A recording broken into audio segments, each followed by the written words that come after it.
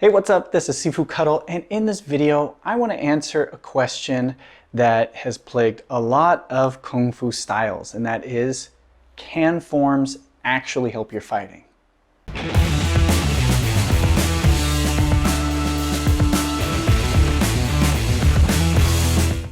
So this is a simple question, but it's going to be a little bit more of a complicated answer because there's a lot of different factors that we have to take into account for. First and foremost, Kung Fu is typically forms-based systems, and I've spent the last 20 years plus working in a system that is a heavily forms-based system, so you already know my bias here. However, I do believe that there are many schools that use forms for different reasons, and many of them do not bridge the gap between form and function. So let's go into not only can they be used for fighting, but how can you better train your forms for fighting? So as I said, I firmly believe that forms can help you in your fighting, but this is not to say that only doing forms is going to make you a great fighter. That's a silly statement, and you can't be so absolute like that. To say the same thing, that would be like only doing bag work is going to make you a great fighter. It can help, but it's not every single piece of the puzzle, and when we look at martial arts, it's all these different contributing factors, and that's kind of how you should approach it.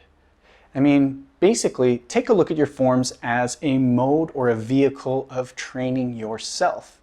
Now, if you're in a system with a lot of different forms, you have an opportunity to use a single form as a specific theme of your training. So you're developing not just the singular techniques, like, oh, I'm going to attack this guy, and then I'm going to go over here, and then I got another attacker, but rather look at it as self-work. Developing your combinations, because you are not fighting anybody.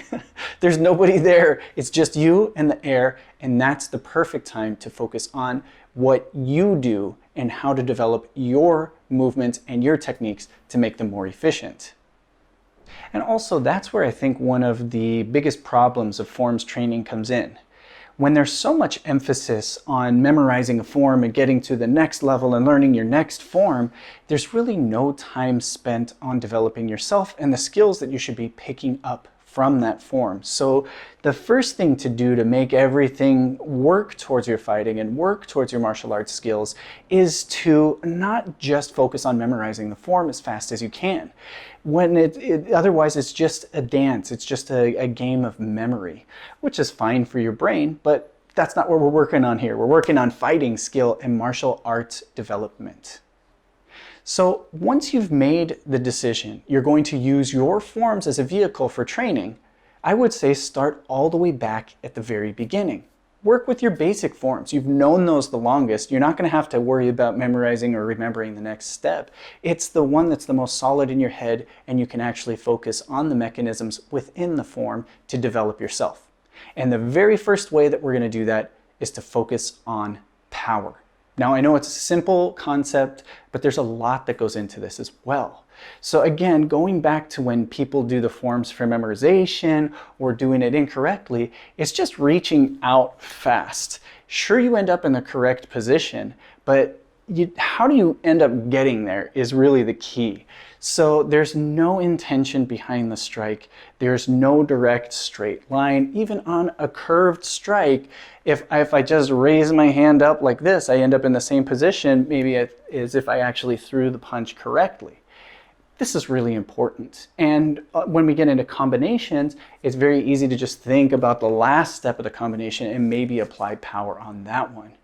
Even worse, if you're in one of the styles that calls themselves a soft style, you have to bridge the gap is a little bit bigger to get into the fighting sense, because there's no way that you're going to win a fight with just simply reaching out and just doing some simple hand positions. You have to put in some fighting power training.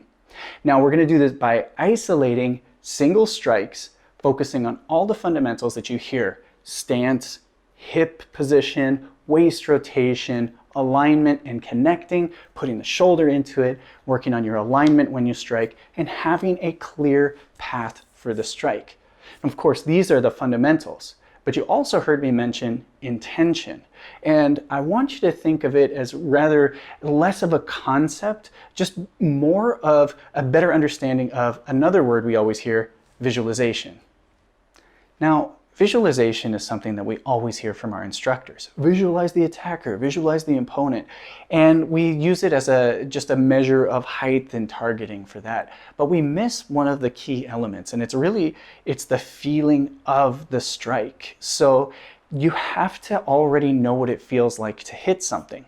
Now for fighting power, if you've never fought anybody or you haven't sparred yet and you want to develop that fighting power, it's still not that difficult. You just have to punch or kick a heavy bag or a pad, and you can already start developing that at that stage. Now, of course, later on when you're more advanced and you've had experience in fighting and sparring, you know what it feels like to punch and hit something with impact, and even better, you know what that perfect punch or that perfect strike feeling actually feels like, and you want to replicate that every single time. So visualize a pad in front of you. Just picture the pad in front of you and then think about how not only hitting that pad at that height, but how the body would actually connect into that. And that's a huge, huge thing to understand. And coupling that together with the fundamentals that we talk about, stance, waist rotation, snapping out the power, all of that stuff with intention is going to make it more fighting power. So we want to start right there, but that's not where we're going to stop, which leads us to our next part, direction change. Now, when you're doing your forms, there's always going to be direction changes. This is a way that we get to work on our footwork. We go forward, we turn sideways, we go back, we turn the other way, we move on the diagonals. There's a lot of different ways to develop our footwork and a lot of different shapes for the form. But one thing's for sure, you're going to turn and face a different direction throughout the form. Now, in many schools, this is taught like, oh, well, you know, there's an attacker coming over on this side, and when you're done punching them, there's another attacker that's going to show up over here, so you got to turn and strike them. And yeah, this is a valid way of training because now we have an understanding that we're going to turn and change directions. But most of the fighting and sparring that we're going to be doing is going to be more on a one-to-one basis. I'm not saying that you shouldn't be prepared for multiple attackers, but if you want to develop your fighting directly, a good way is to think of a single attacker. Now, what does that mean? That you're done beating them up over here and then they teleport over to this side and then you go? No. Think of it as a continuation of the technique. Sparring matches are not always one-sided, where you're just winning the whole time. There's going to be times where there's a change of pace, they're going to move, they're going to change the timing, you're going to sidestep, they're going to sidestep. It's a constant back and forth. So consider this part of the back and forth. There's no need to simulate getting hit. We just need to simulate when we throw a technique, so whatever is at the end of your combination, your opponent ends up blocking, redirecting, and then sidestepping or moving and changing their position compared to you, and you have to adapt to it. Again, this adds to the concept of intention. So rather than finishing up here, relaxing, looking, and then going in the next direction, you don't lose that body positioning. You don't lose the feeling of being in the fight and in the moment. So when we finish this strike, you don't have to like make yourself get blocked or redirected here, but you should think of now my opponent or the pad has moved over to that side. My body doesn't relax. I just turn and go right away into the next one without losing or pausing or stopping the self. We want to keep this energy consistent throughout the entire form. So if you can isolate each direction change, every time you do it, pause on that last one when you first start, pause on that last move, hold that intention, and then think, my opponent's moving over to the side, then you go that direction, that's great. Maybe they took a few steps, they moved way behind you on here. You have to turn all the way around. This makes your turning and your adjustments to your opponent much more efficient. Even though there's nobody there, we can focus on how our body adapts to it and how our body moves more efficiently that way. Which brings me to the last thing that you want to work on. However, Do not start with this concept. Really, you should take each of these concepts, isolate them, and work on them over a number of training sessions. Not do them all in the same training session, because it's going to be too much that you're thinking about, and it's not going to benefit your forms, and it's not going to benefit your fighting either. So isolate each one, take your time, work on your striking power.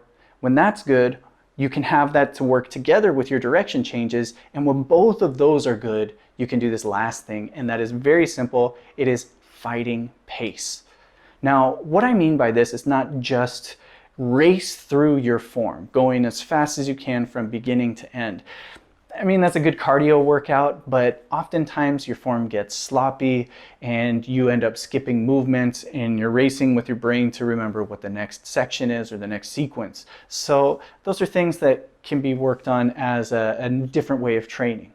For specifically fighting, you want to maintain a fighting pace. If you've been in sparring, if you've been in a fight, you know how quickly it is to gas out, because our body just gets so intense and we're pushing ourselves. Even though the pace of the fight has, the rhythm changes, it goes ups and downs. There's times where you're recovering, there's times when you're attacking, there's times where you're defending. There's still a specific pace that's going on, and you want to avoid gassing out when your body has that, when you have it in high gear, so to speak. Okay, so as you're doing your form, don't have any breaks. Continue it as if it was an actual fighting exchange, and you're fighting and then they turn, they move, you have your direction change in this direction, they move again, you have your direction change in that direction, you move again. You want to think from beginning to end is an opponent that won't let you stop. They're stuck to you like glue, and you have to adapt and stick with them. Now, this is really, really important in bridging the gap from forms to fighting, because if we only train forms isolating single movements or three-step combinations with breaks in between, and our mindset is not on the fight, when it comes to the fight, that's a completely different thing. And that's why a lot of people that only focus on forms, or they don't put the emphasis on trying to move into fighting from there and taking their techniques and drilling them into fighting, that's why they never bridge that gap. So a good thing that you can do for yourself is do your form as if you're fighting. Again, this is not like get angry either. You don't want to be so angry, but you want to have that idea that even though you're in control and you're throwing the strike, you have to be prepared that that might be countered and there's a consequence behind it. So your body has to have that intention, your body has to be ready, and then of course, when the opening is available, you hit with that intention, you hit with that striking power. When they move to the other side, you connect and you turn with them. You don't let it stop in between and then go. Okay, so this is a really, really important concept, is to match that fighting pace in your forms.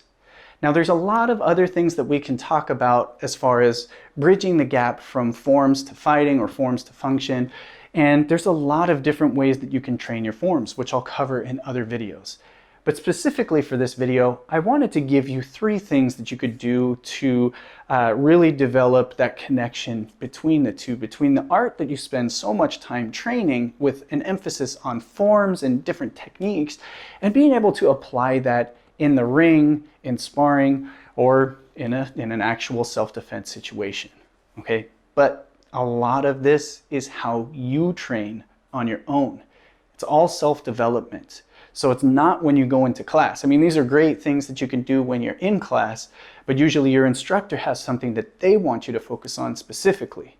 This is something that you can do on your own time when you're practicing at home. And it's simple.